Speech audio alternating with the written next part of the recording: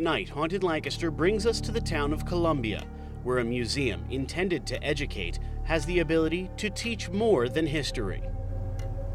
I mean, there are those things that go on that can't be explained, so by rational thought. So, I mean, I guess by definition that would be paranormal.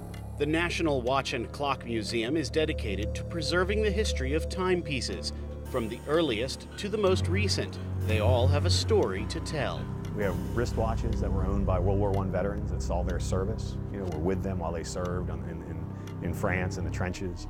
We have a tower clock in this room that was in Trinity Wall Street's church tower on 9/11. So it saw that day's events and the suffering that went with that.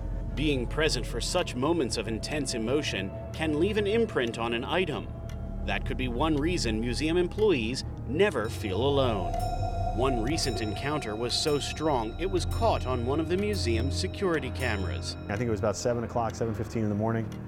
Our admissions manager had arrived to work at that point. I was in my office, and while she was in the security office putting her lunch in the refrigerator, out of the corner of her eye on the screens that monitor our camera, she caught something on one of the cameras. This unedited, unaltered video shows a dark shadow moving between the displays. The worker was so shaken she called in her boss to review the footage. We went back into the video to see if it had actually captured anything. And what it actually captured was some kind of odd shadow dancing in a way, or jumping or moving around. Interestingly enough, the watch case that it's over is our World War I case, a case that has most of the watches that we have from World War I veterans in it. With each clock holding memories and possibly the personality of its former owner, footsteps and strange occurrences here have become commonplace. We will hear random chiming from a clock that has just decided that it's going to chime. I mean, I can be back here and be like, well, what's ticking? Something's ticking. We can't find it. Somewhere something's ticking. And then it'll stop. I don't know what it is.